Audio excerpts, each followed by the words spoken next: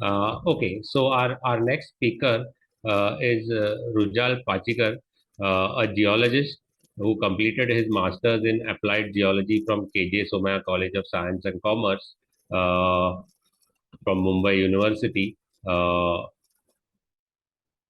and he's conducted workshops at Amity University in with partnership with Blue Marble Space Institute of Science at Mars Society, Australia. Uh, uh, he has worked with senior scientist Jen Blank from NASA Ames Research Center, as well as received the position of teaching assistant in Earth and Space Exploration program conducted by Amity University. Uh, he is here to give us a talk on exploration in the uh, of the environment, uh,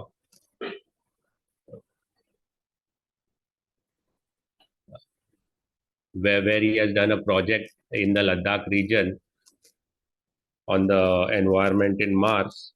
And I hope we all enjoy his talk. Welcome, sir. Yeah, Mr. Hello, Rujal. sir. Yeah. Am I audible, sir? Yes, Mr. Rujal, you are audible. Yeah. Yes. I'll just share my screen so I can show the slides.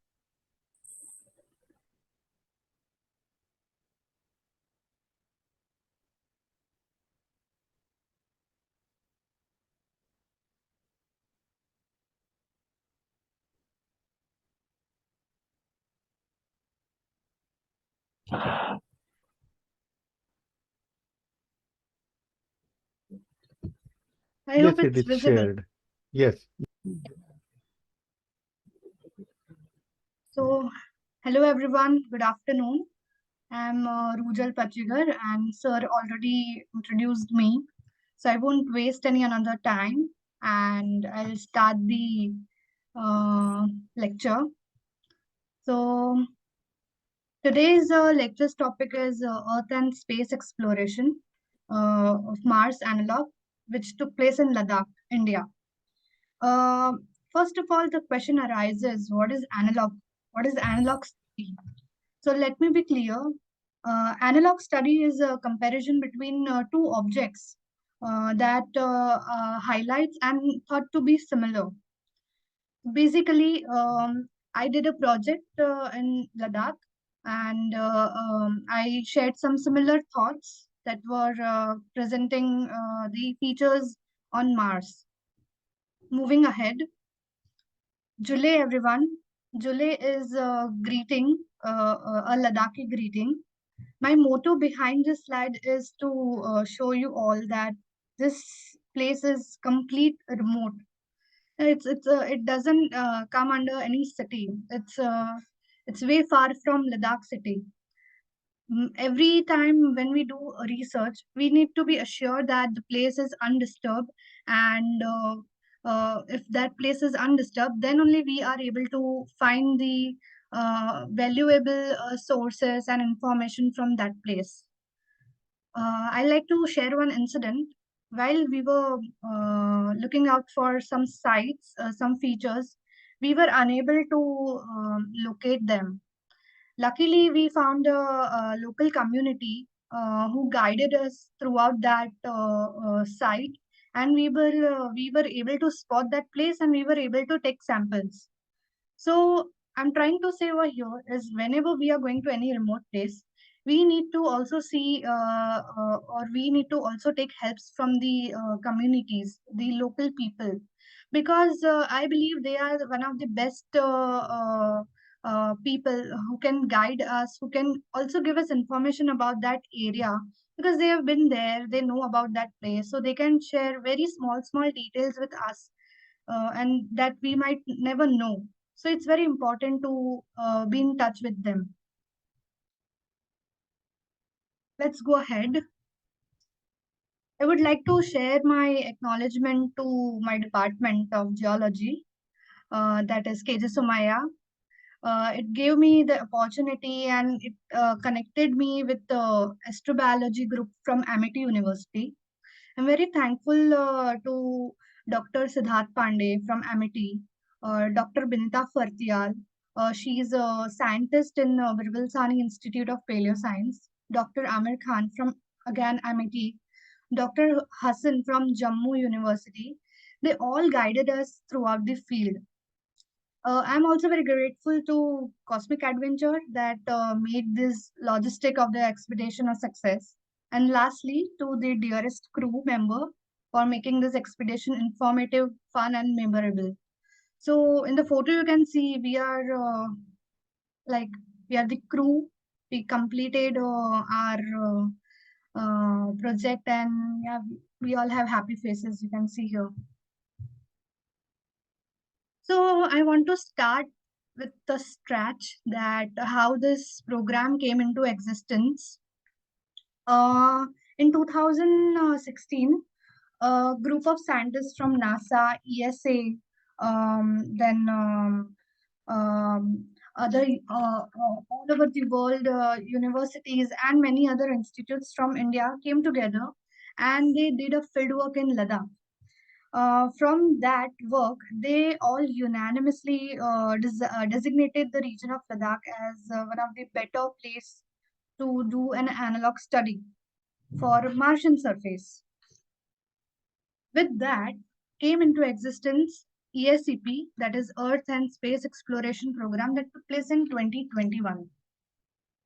So basically, the expedition aim to introduce and propel the emerging fields of astrobiology and planetary geology in India that emphasizes also on analog studies. Under the banner of ESCP, many multidisciplinary research projects were undertaken in various fields like geology, microbiology, geochemistry, atmospheric and climatic science. The scientists and researchers from institutes such as BSIP, Amity, Jammu University, they came all together and they mentor us throughout the field. And other scientists from Mars Society Australia, ESA, NASA, ISER, PRL, they all guided us throughout the program remotely.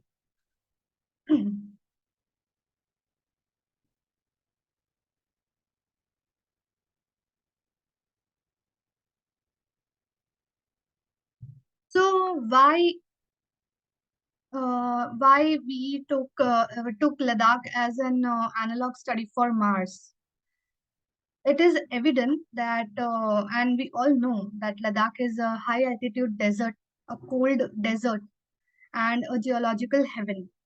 Ladakh has a very unique geomorphology, and it has been shaped by years of tectonic, orogenic, glacial, fluvial, aeolian, and permafrost processes.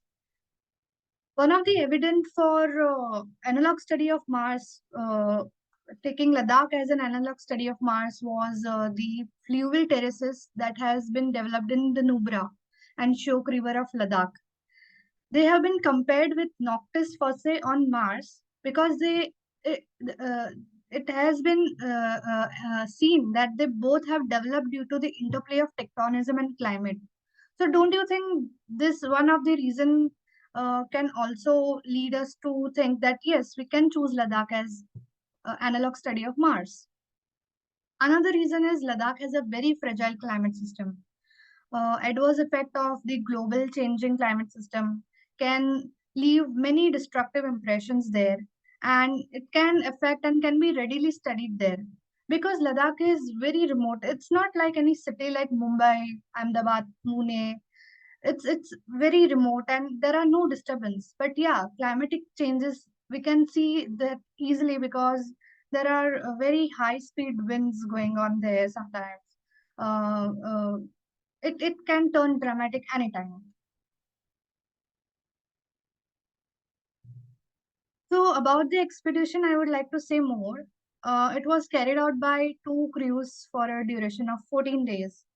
Um, The main essence of this entire expedition was to have a scientific observation, scientific talks, documenting the field work, the field experiments for analog studies. So the team was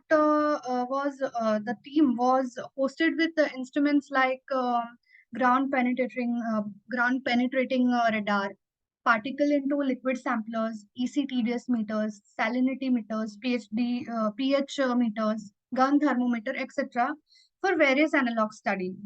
So over here in the image, you can see in the image B, it's the soaker basin, and I'll come to that, what we did over here. And if you can see, you can find some sand-like features, but these are evaporites because this lake is a hypersaline lake. Very nearer to that spot, there was a water pump which was giving out a fresh water. So it was very, very different to find both these sources together, very nearby. So going ahead, many places were covered during those 13 days. The places were Indus-Zanskar confluence, Spituk-Lacustrine deposits, Khardungla.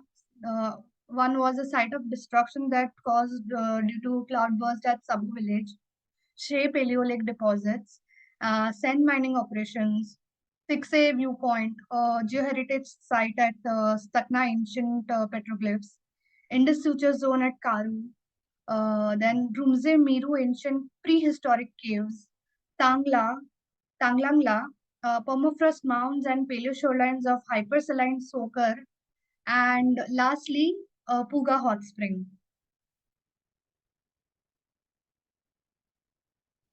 The first spot we covered was the confluence of Indus Zanskar. So the Indus and Zanskar meet at Sangam. Over here, we observed river terraces that were carved by Zanskar on the right edge. You can see over here the river terraces.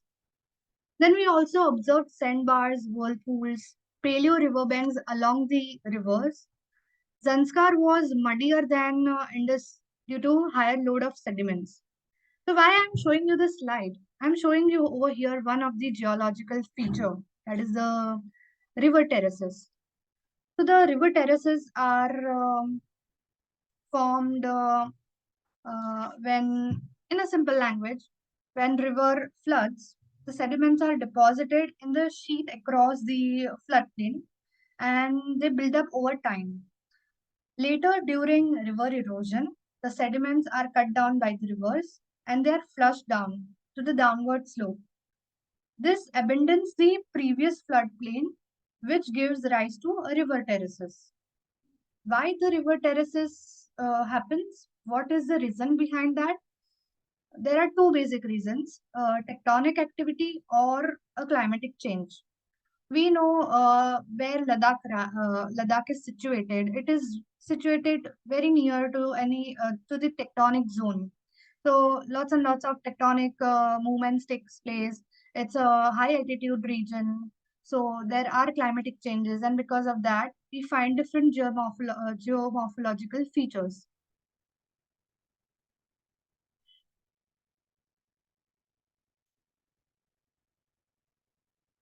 About river terraces, something similar kind of features were uploaded by NASA for Mars through the rover.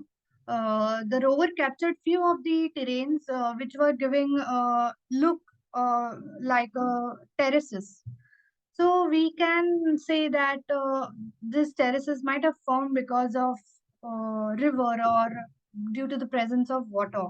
So that was one of the feature which I showed you over here that actually also um, featured on Mars. Another was the Spituk-Lacustrine deposit. Over here, you can see a huge structure. Basically, this was spread it for few kilometers actually. So this is a Paleolithic section that is showing stratification of light and dark layers of mud and clay. Paleolithic are ancient lakes that are visible geologically.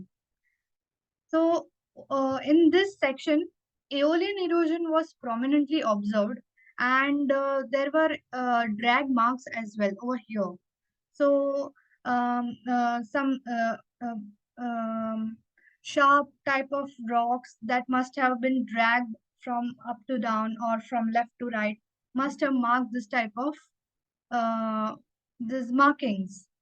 And we can also see the similar Paleolithic section in at Shea, which which I will show you. So we came to a theory that there must have been a large elongated lake that existed along the Indus Valley from Spituk until Karu. So as I mentioned, this was a very, very large, vast area throughout. It was like spread for a few kilometers. So we came to a conclusion that, yeah, there might have been water over here. There must have been a lake, but it eventually dried out and it gave us this type of feature. Another feature was the mud cracks. So talking about mud cracks, they are resultant of an environment in which the sediment got wet and then dried out and it contracts. So we can see over here the contraction taking place. The edges are getting shrinked. It means the area must have received rainfall. It must have been underwater. But due to climatic changes, the area got dried up and now we are able to see this kind of features as well. So similar kind of features were able to be detected on Mars as well. Along the edges of the crater of Mars, because crater is one of the uh, essential feature as of now for the scientists to understand the whether there was a presence of water or whether there is presence of water or not. Because a crater is just like a basin, like a bowl. Okay, so if there is any rainfall, it can hold that water, and due to any climatic changes it might dry out and it might leave this type of features.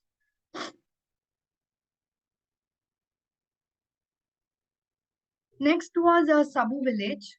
It was a cloudburst affected area. It not only costed the villagers, but it damaged too many surroundings, too many. It gave like it was destructive. It was one of the most destructive cloudbursts that happened in 2010. So from a highest point of Sabu, we can say that it was an amphitheater valley. We were able to see uh, big geomorphological features from a highest point, and I'll come to that, what sort of features we saw there. Um, During that cloudburst, the river deviated its path and brought up many big rocks along with them. In geology, we say boulders, cobbles, and pebbles with it. We also observed some dry gullies and channels, some sand rams, mounds, and mega alluvial fans. I'll also explain what are the terms. So gullies and channels are some features that we observed that we can observe easily while even the water is present, and uh, even that area is dried up. And sand rams are also a depositional kind of feature that we see. Mega alluvial fans are also fan-shaped like features that emerges from a river. It is created by a river when river reaches to the bottom of any land. So this is what I was talking about, the gullies. You can see some thin gullies or channels over here, and this is there was water. Yeah, there was water, but to some extent, in some areas, the water was mm, getting dried up. So after the water gets dried up, it leaves this trace marks. The direction from which the water used to flow. We can also identify the direction from which the water used to flow, and um, uh, then these are the paleo lake beds. So these are called paleosols. Basically, the paleosols are the layers of beds that have been deposited throughout the time. So this must have been a lake area. Throughout the time, a layer upon layer upon layer got accumulated, and when the lake dried up, it created all this type of layers, and now we are able to see them. Then these are the sand drums. So the this type of beds, then rivers and gullies, they were spotted near the crater and of Mars, and they come to that point that this crater must have hold some water, or this must have been a glaciated. This must have a glacier which melted, and now it's showing this kind of features. These are the ripple marks, channel created. So ripple marks can you can see the wavy marks. These are the ripple marks. So, uh, this can be due to two reasons, either water action or wind action. So, it's really sometimes difficult to justify um, whether it is a ripple mark caused due to water or wind. But there are some type of terms we use, and then we can come to a conclusion that this might have been because of water or wind, etc. So, Okay, I have a question. Can I ask now or later? yes, Uh, sir. So, when you are showing these kind of different features, Hmm. and we are claiming that this is like Mars analog because similar kind of features are observed through space missions on Mars, Right, sir. even the robotic mission as well as the missions which are orbiting and mapping the Mars. Right, sir. Now, what is the kind of timeline for developing all these features? Uh, if you're looking at, uh, say, here in the Ladakh, Hmm. the different kind of features that you're observing, so there are live features where actually water is there, but there are features in the desert area or those layer formations. So, what is the kind of timeline we are looking at? The duration to make such kind of formations? Sir, it usually depends on how the climatic conditions are present over there. Some features might take millions of years, or some might take few years. So, speaking of this feature that is present in B, that is the mud crack, we can see this mud cracks usually even after rains that takes place.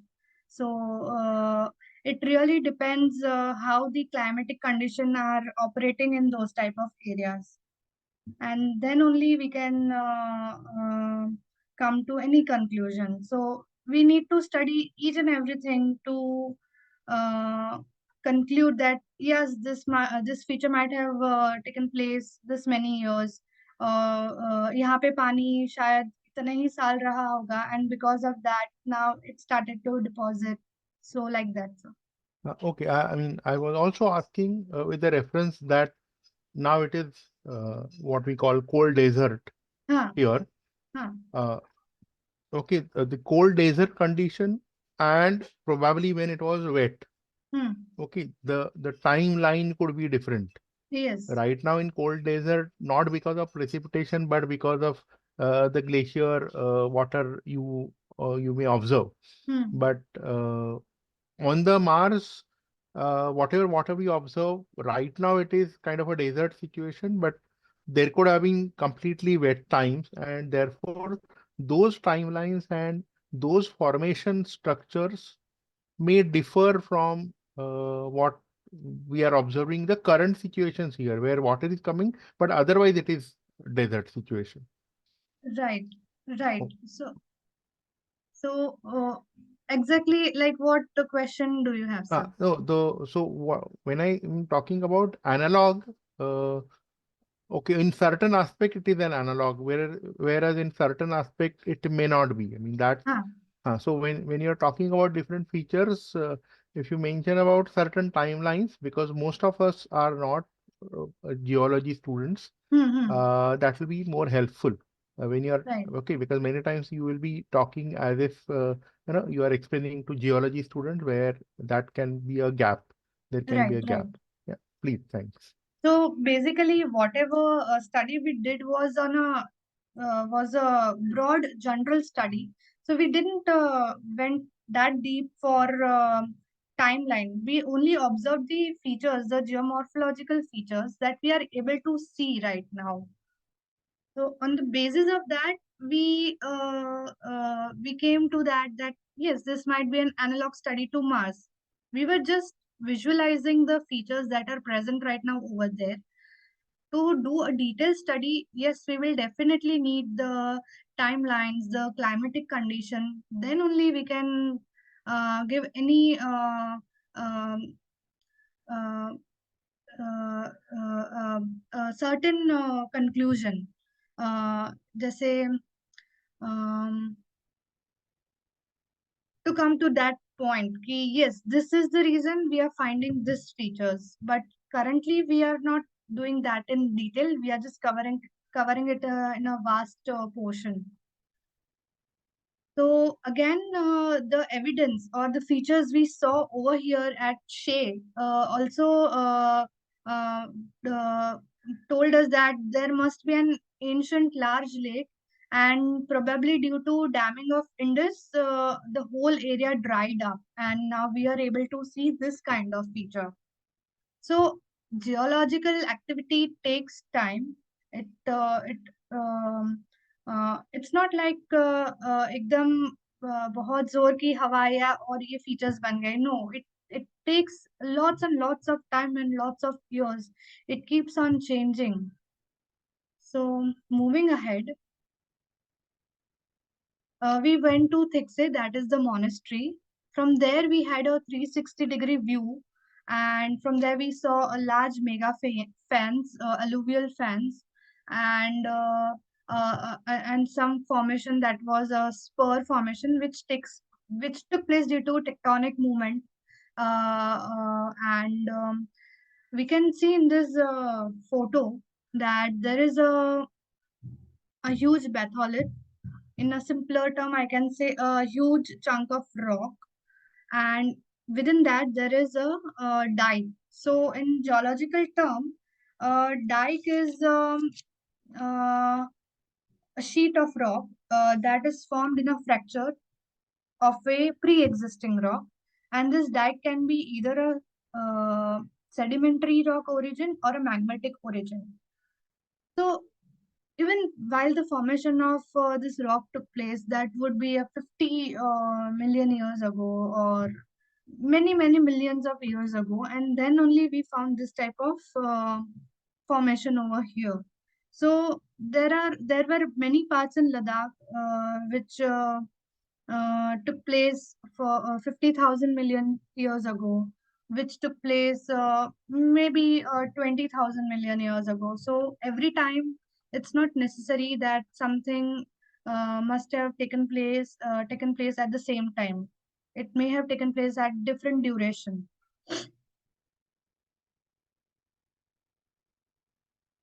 So another was an ancient petroglyphs at Stapna. This was observed at the Indus River bed. These are the ancient drawings on the granitic rocks. So the petroglyphs are thought to be 2000 years old, and we thought that this site has a potential to be a geoheritage as well as a geo archaeological spot. So we can see over here the granites. So since the petroglyphs are thought to be 2000 years old, these rocks must have been very old than that. The color of granite is not usually like this, but due to climatic changes, due to wind action, due to water action, we can see the weathering taking place over here. like it has a rustic color over here. We can see the fractures forming over here. So due to cold condition, there is always a contraction and expansion within the rock, and due to that, fractures develop, and this can give us this type of features. Okay. So what happens if this takes place for another few years, not few years, millions of years, then we might see that there has not been any rock, but now it has turned into a powdered form because, again, lots of climatic action and other tectonic action and etc. etc.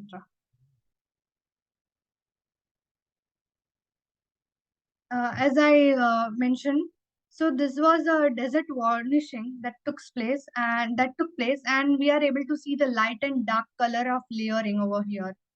So due to the river abrasion and weathering, we can also see the potholes that have been formed here. The potholes are formed due to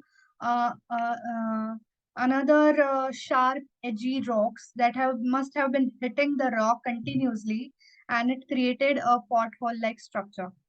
And going ahead, this is the uh, one of the best place. It's the Indian when the Indian plate collided with the Eurasian plate, it resulted in the formation of Himalayas. So this is the plate boundary, and it is exposed along the Indus Future zone. So it's one of the tectonic boundary. Where we are standing is one of the tectonic boundary, and we were able to see the two mountain ranges which are totally different from each other. So while if if in future somebody does any research, they can see and they can come to a good research that these two mountains hold. They both hold a different information about geology, and yeah. Another place we saw was Tanglangla, a high altitude pass, which was located at altitude of 17,480 feet. And it was very far, but we tried to identify what sort of rocks it must have been. So it was a massive quartzite block. This must have been the quartzite block, and it is resting on shales. So while speaking to one of the scientists, she told us that on Mars they have sent a Perseverance rover. That rover is going to be actually useful to understand the caves that have been formed on Mars. So again, the caves are formed with two to three different phenomenons with igneous rocks, and one would be of sedimentary rocks. So uh, again, this sort of information can give us an idea that uh, the rocks which we are finding over here must have been similar, or the rocks which we find over there must have been similar to Ladakh as well.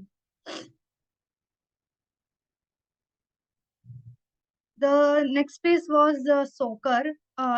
It's a high altitude hypersaline lake, and it is located at 14,000 feet above mean sea level.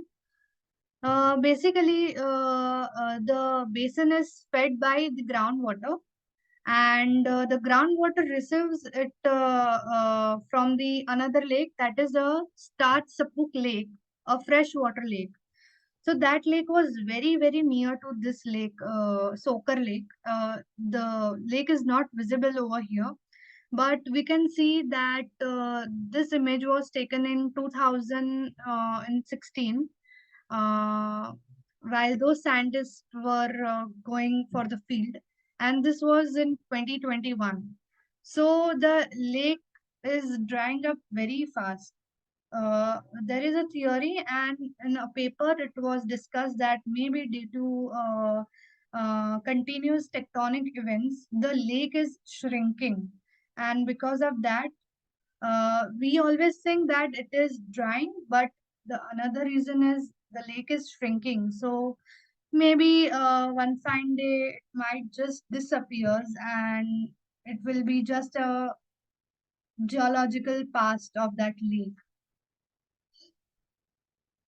So on here at the basin, we saw thick deposits of salt and sulfur, and we did over there some experiments, some testing as well, which I'll explain.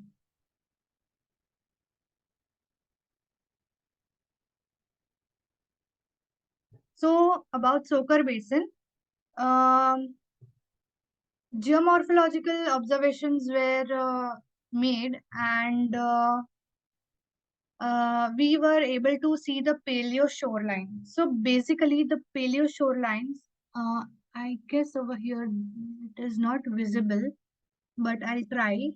There, if you can see some faint lines over here, somewhere here, those are the paleo shorelines. So in past, the lake must be have been a very large, fed with water due to drying and shrinking. Now we are able to spot it over here, right? So it must have been uh, till here or more than that. Basically, when we were traveling to Sokar, we saw the entire region was completely flat. There was nothing, no mountains so far. So, discussing and talking with the scientist, we uh, we uh, we had a theory that the entire region must have been a whole big lake. But now, due to different geological events, the lake that big lake got separated, and and now it's shrinking, it's drying up. Then another feature was mounds. These are the mounds. So some similar kind of those features were also observed on Mars. Okay, so the mounds are formed due to the contraction and uh, uh, uh, sorry. mm expansion of the land. So this whole region is a high altitude region, and in high altitude region we know that ice always forms. So due to that, over here below there must have been ice, and because of that, the entire region experience contraction and compression. Mm, I'm sorry, I forgot the word. Um, it's contracting and it's expanding itself, and this type of features are forming here. So um uh, this there is a term which we say here is a permafrost region. So permafrost region is a region where the soil or the underwater sediments, they are continuously remaining below 0 degree for many years. Some region must be under that influence for 1,000 years. Some may be for 10,000 years. It depends. Then other geological features were like U-shaped valley that are formed due to glacial activity, and others were formed due to alluvial, that is wind, and fluvial for due to water. These all features we were able to locate.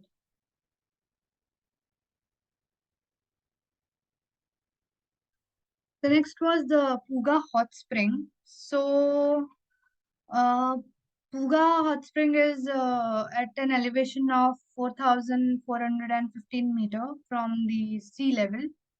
It's situated near the Indus Future Zone, and because of that, the thermal activity is prominent in that area. Um, Along with the hot spring, we were also able to locate the thick deposition of sulfur, which was very rich in this zone. So Puga is located at the junction of Indian and Tibetan plates along with the Indus Future Zone. Uh, like the geothermal field of this region is bounded by the faults. So fault is one of the geological term. Um, this area can become one of the best source for geothermal energy in Ladakh. But since it's very remote, there it this can cost too much to uh, build up any geothermal infrastructure in that region. So we need to think of many other alternatives to develop such kind of things. So um, over here we can again see the mounds, right? So these mounds are also due to the contraction and expansion of the uh, uh, uh, ice below this, and again lots and lots of other features we were able to locate in this area. Along with that, we were able to see and observe the microbial growth near the hot spring over here. So, students from microbiology were also able to take some samples and they did some small research on that as well. The projects. So, the project was mapping a permafrost mapping using a GPR in the Sogar Basin. So we wanted to know the thickness of the permafrost layer beneath this bed. What this device does, it is used to detect the subsurface lithology, and one of the non-destructive device it is. It uses electromagnetic radiation in microbands. Uh, the readings that we get will tell us what type of bed or any other material is present beneath this surface. So, for mapping the permafrost region, we use the GPR with different megahertz that were 60 megahertz, 80 megahertz, and 200 megahertz. It was manually run and transect was followed.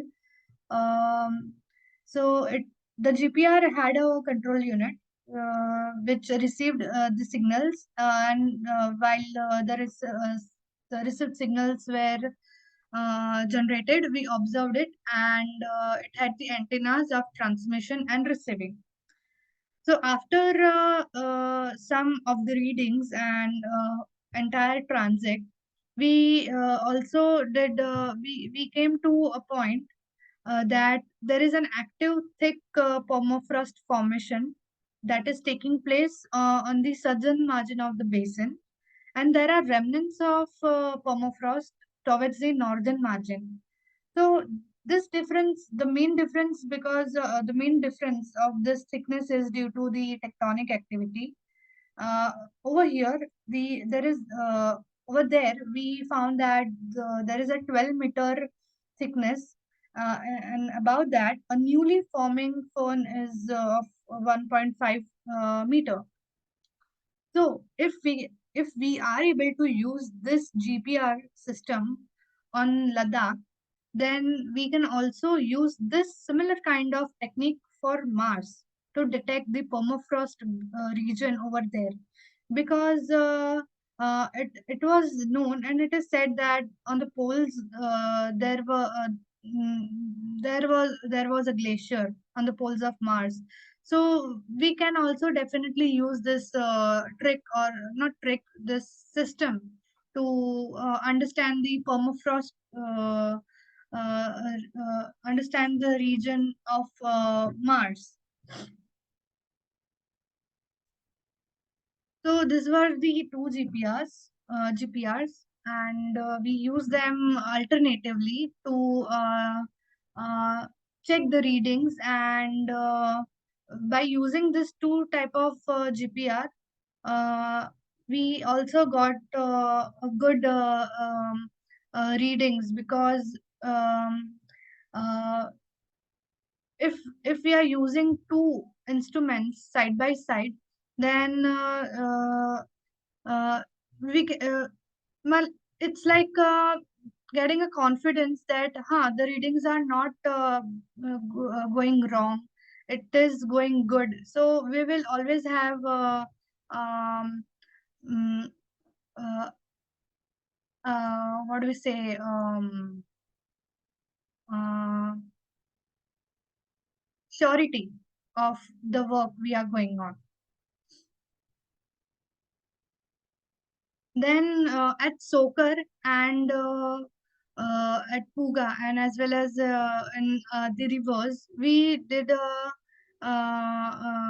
study of analyzing the we did a water chemistry in short. So the project aimed at studying the presence of major ions, heavy metals, and also obtain the oxygen isotopic ratio from different surface and subsurface of water bodies. Basically, uh, it was a knowledge about water chemistry, and this helped us in inferring the presence and amount of pollutants as well.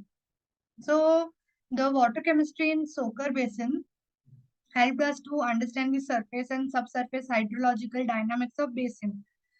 So, uh, as I mentioned earlier, the Sokar Basin received a groundwater from another freshwater lake, which was very nearby.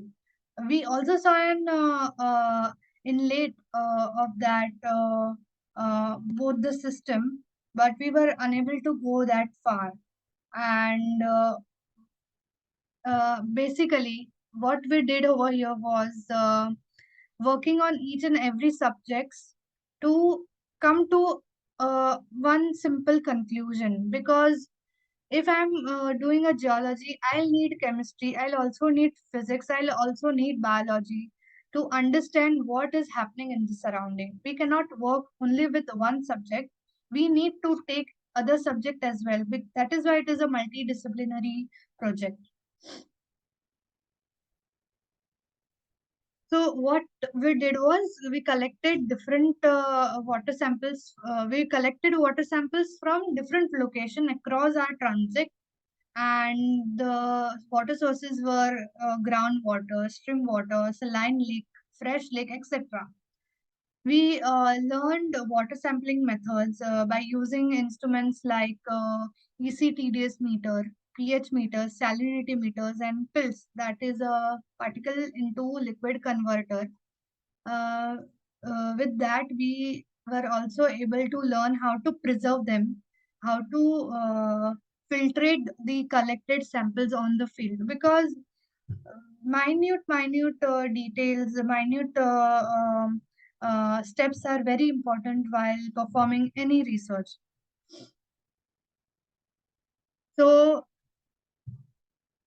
in order to study the atmospheric composition, we took the samples of atmospheric air using pills. And what the instrument does, it sucks the air, and then the air is dissolved into double distilled water. And thus the water sample is analyzed and the composition of air can be obtained. The later stage of this water sampling was done in PRL. Currently, the working is still going on. Lastly, there were engineering students who came up with a robot just like Curiosity and Perseverance. Uh, the name was Mars Amity Surface Characterization and Operations Trainer, aka Mascot 1.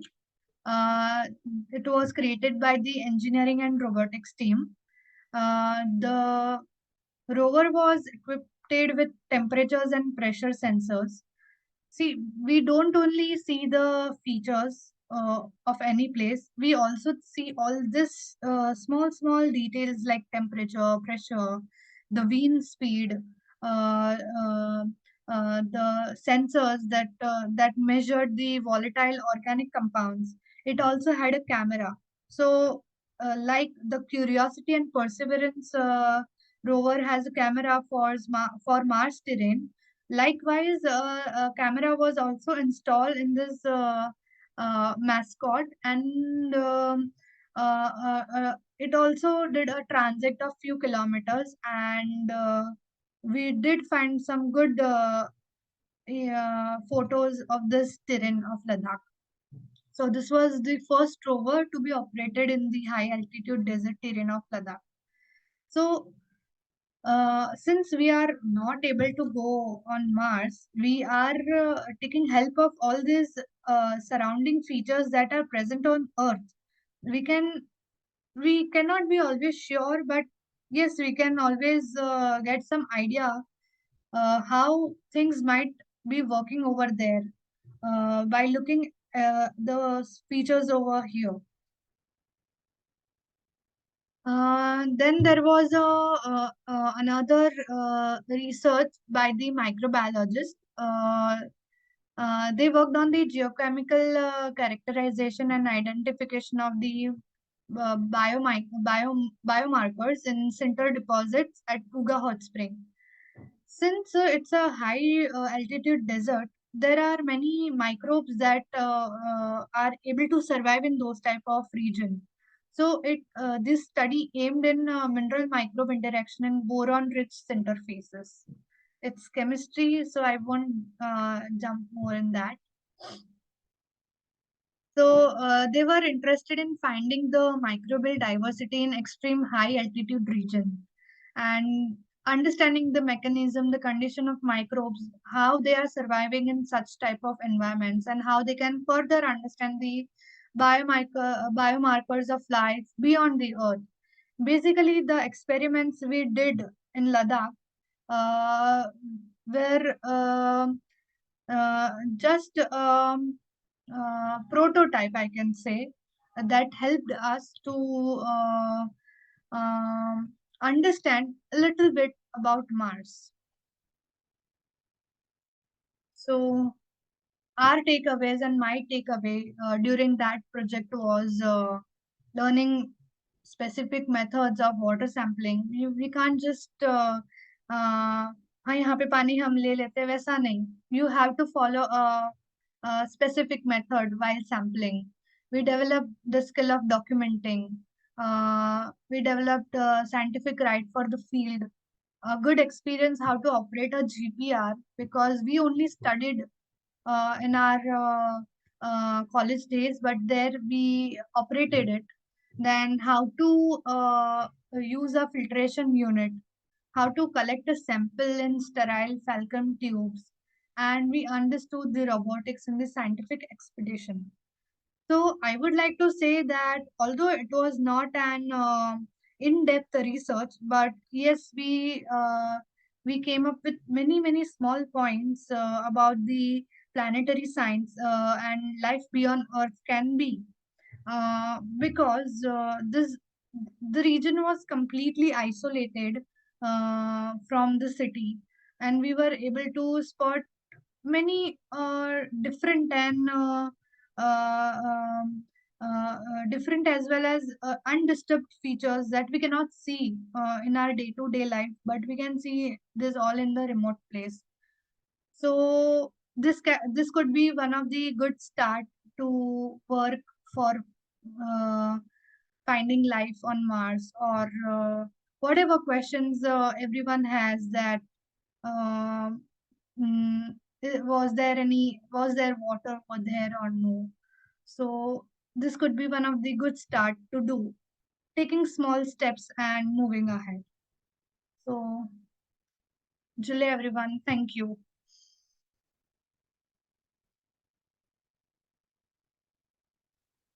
So I think if there are any questions we can take at present. There are some questions in the chat, so if you can. Yeah.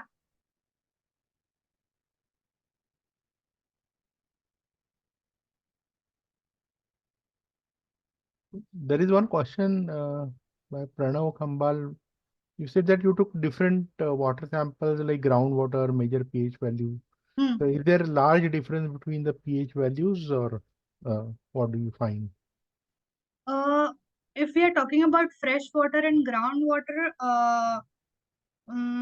there were not such a major difference in the pH value, But yes, for Sokar basin and for the groundwater, there were good amount of difference in the pH value. And my question was connecting with the earlier lecture where we also talked about geological structure. So, what is the geological significance of, say, sulfur deposition? No? Because is it just a replacement of oxygen with sulfur because they are under the, I mean, they have same electronic composition, or does it have to do more, more than that? Because sulfur we always find in geysers. So, what is the significance when you are detecting sulfur deposition at somewhere, say in desert? How do you connect it? Do you think that this is a part of geological activity which has come up, or how does one conclude based on looking at sulfur deposition in the rocks? So the one we found was the Puga hot spring. So that's the thing. It indicates tectonic activity because of high temperature, and we know that where the Puga is situated, it's situated near the uh, boundary of Indus Future Zone, where the geothermal activity is very high. Okay, thank you. This particular research work that you have taken, with the help of the institution, uh, what I mean, how long that expedition was, and I mean, do they conduct it periodically? Whether undergraduate student can participate in that? Yes, sir. So this was almost a 2 year expedition, 2 year program. It ended in 2023 Jan. So it started in 2021 and it ended in 2023 Jan. So So does it 2 years you were located there, or no, sir. you had gone for a field visit and then you were doing analysis? No. Yeah, I went for the field visit, and then after collecting the samples, we did the analysis. Okay, thank you. Yes.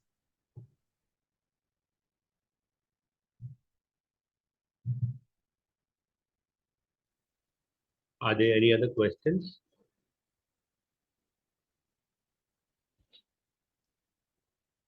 Nothing in chat.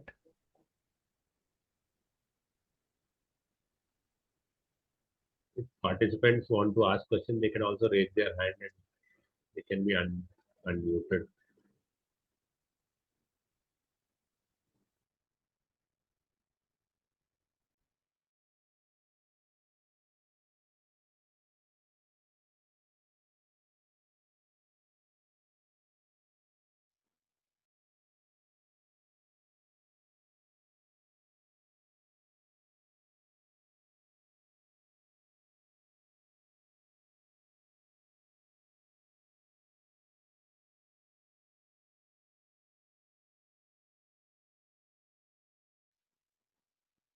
I think there are no more questions, right, Mahesh?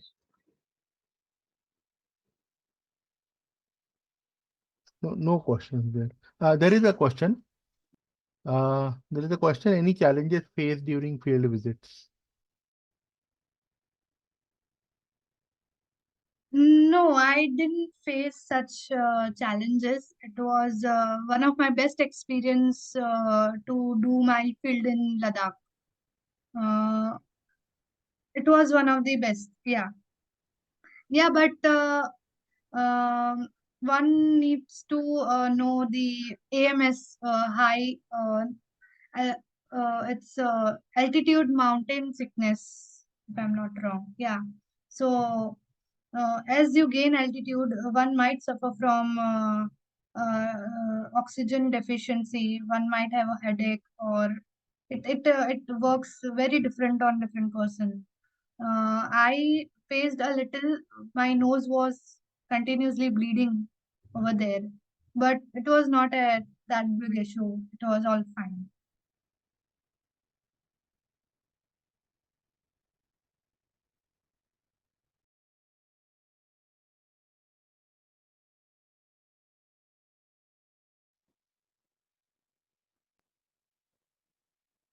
That was great sharing of your experience and our youngest resource person in this lecture series.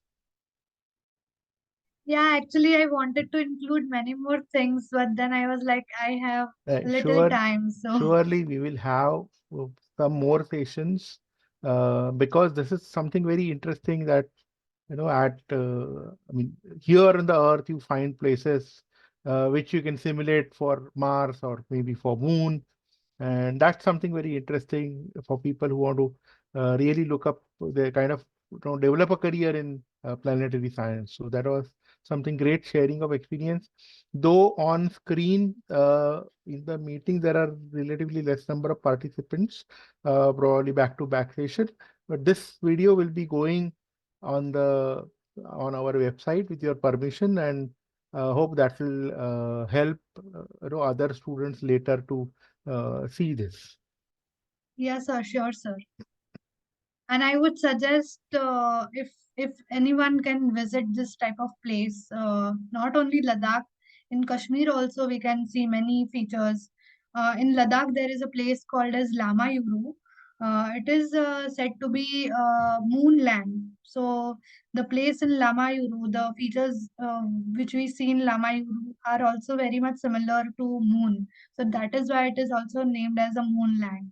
So I would really suggest if in life people can visit this type of places. It's a beautiful place, so we can always see nature in a different perspective.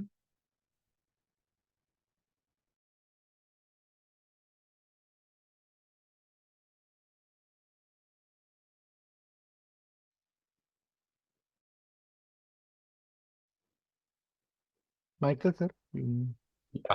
Uh, Thank you, Ms. Rujal. It was a very nice talk that you gave about the role that you have played in leading a project in the Ladakh region.